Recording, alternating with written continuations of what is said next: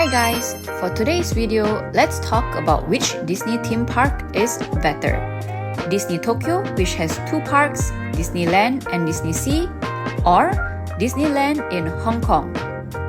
Both parks have their own charm, unique features, and of course, some pros and cons. Whether you're planning your first visit or trying to decide which one is worth the trip, I'm gonna break it all down for you.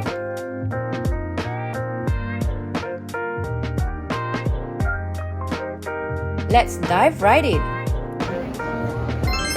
Let's start with the biggest theme park factor of all, the rides.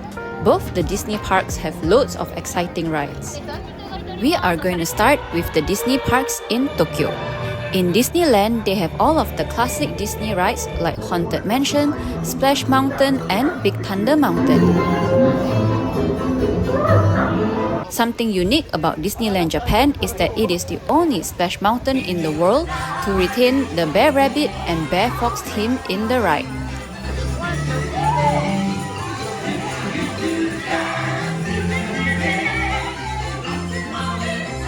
DisneySea, on the other hand, has the bigger thrill rides like Tower of Terror, Raging Spirits, and Journey to the Center of the Earth. Although the rides in Disney Tokyo parks are newer, such as Beauty and the Beast and the newly opened Land Fantasy Springs, but Disneyland Hong Kong has got some amazing rides as well. Some of the best rides in Disney are found in Hong Kong Disneyland. My number one choice of all time is the Big Grizzly Mountain Runaway Minecars. This ride is kinda like the hybrid between the classic Big Thunder Mountain and Expedition Everest. It features a launch system and it also goes in reverse. Absolutely the best ride. You have to do it. Another must ride is Mystic Manor, which is unique to Hong Kong Disneyland. Mystic Manor is Hong Kong's version of Haunted Mansion. It's a dark trackless ride similar to Winnie the Pooh in Tokyo Disney, and it is a whole lot of fun. This innovative system allows each ride to offer a unique experience as the carriage follows different paths influenced by their loading positions. Hong Kong Disneyland is also home to World of Frozen, which features the ride Frozen Ever After and Wandering Oaken's Sliding Sleigh. Frozen Ever After is a really immersive and beautiful ride. If you're a Frozen fan, you definitely have to do this ride. The hot and the cold are both so intense. Put them together just makes sense. Wandering Oaken's Sliding Sleigh is a really smooth coaster. It's fun, but it's way too short. I would recommend skipping this if the queues are long. That's it. It's a 45 seconds ride. Yeah. Aside from the rides, you get a whole land just dedicated to Frozen, with Nordic-inspired architecture, which makes it feel like you're really in Arendelle. If you visit World of Frozen at night, you can even see that it's snowing. How amazing is that? It's snowing in Arendelle.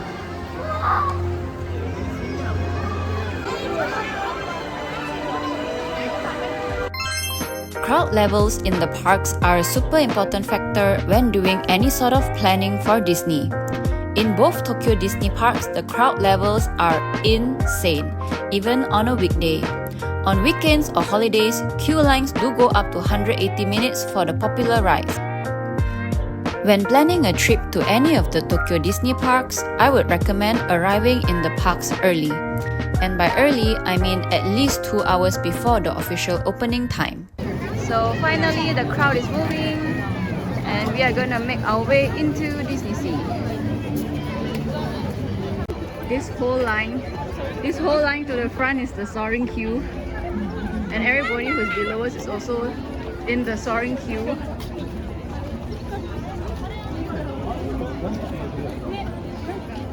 Everybody there is in the soaring queue. So it's 8 o'clock in the morning and this is how the queue looks like at 8 a.m. It is packed, full.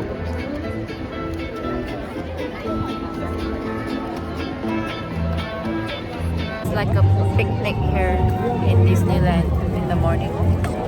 everybody comes here to have breakfast and queue at the same time. Disney Hong Kong, on the other hand, has consistent low crowd levels. The trick is to visit at the right month or season. Of course, you would want to avoid visiting any time near Chinese New Year. The dates for Chinese New Year changes every year, but typically it falls around end January to mid-February. It's a national holiday in Hong Kong and the parks will be super crowded. I would recommend visiting anytime from mid-November till mid of December. The weather is really nice and cooling, and humidity and crowd levels are at a low. I last visited in December and I walked on to every single ride. There were no queues at all and it was a very enjoyable visit. So they let you in the park at 9:45, but you will be held up at the castle until the park officially opens at 10. 各位朋友早晨，歡迎你嚟到香港迪士尼樂園。為咗你嘅安全起， Let's start with Tokyo Disney. DisneySea has got the believed Sea of Dreams parade, and DisneyLand has got both the day parade and electrical nighttime parade. For me, the DisneyLand electrical nighttime parade is a must-watch. It's really a very fun parade and super colorful as well with nostalgic Disney characters.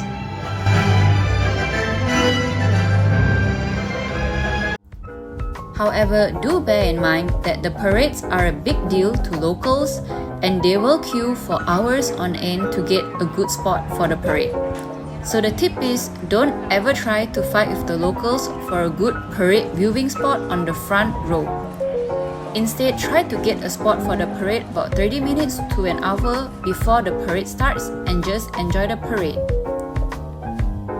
Both Disneyland and DisneySea have fireworks at the end of the day, but it is only 5 minutes long.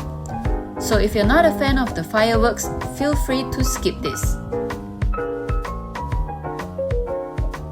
Now it's 1:35, so we're going to stay here and wait as well.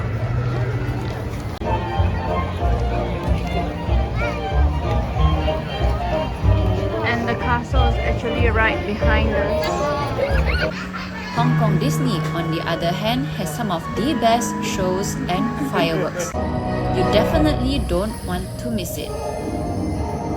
The best show by far is the Festival of the Lion King. It is different than the version at Animal Kingdom in Disney World. If you have already watched Lion King previously, I would recommend going for Mickey and the Wondrous Book. You also don't want to miss the fireworks at the end of the day. The fireworks in HongKong Disney is much better than the version at Tokyo Disney. In Hong Kong, the fireworks show lasts for a full 20 minutes and it's combined with a castle projection and water fountain display, making it a truly magical way for you to end your day at Disneyland.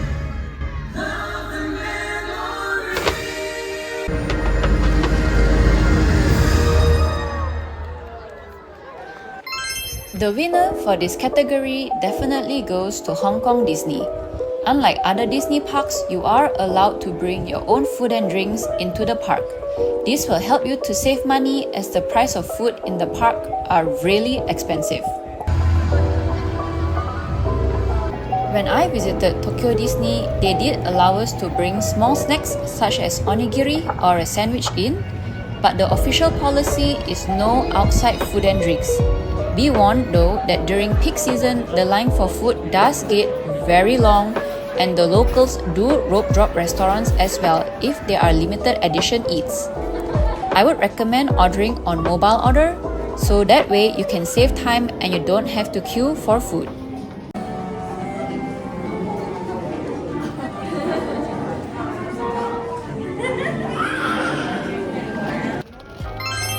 Both of the Disney parks are connected by trains.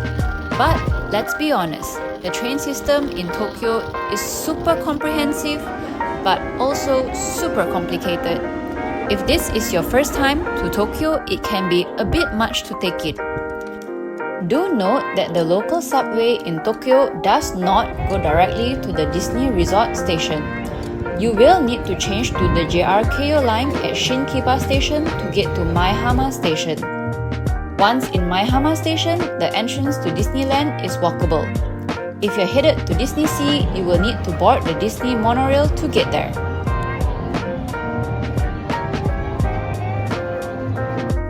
Getting to Hong Kong Disneyland is a lot more straightforward. You can board the subway at Sunny Bay Station and it takes you directly to the entrance of Disneyland Resort Station. It's really convenient and super easy.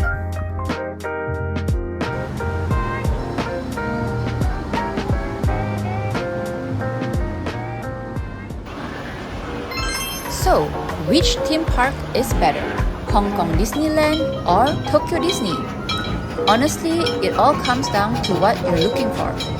Tokyo Disney is definitely bigger with more high-tech rides and impressive attractions.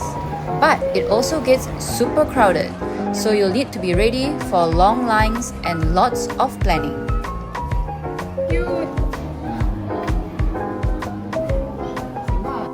On the flip side, Hong Kong Disneyland is smaller and way more relaxed with low crowd levels, which makes it easier to just go with the flow and soak up that Disney magic.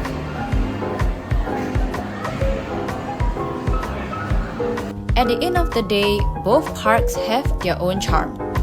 Whether you're after the thrills and energy of Tokyo or the chill, easygoing vibes of Hong Kong, you really can't go wrong with either one.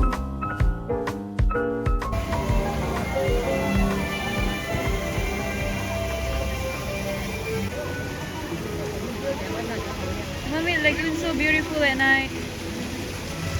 And the scuttle ride, so fun. This should be like an adult version.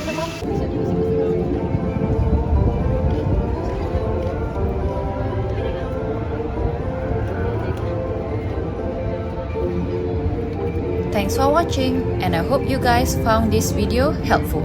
Enjoy your Disney visit. Bye!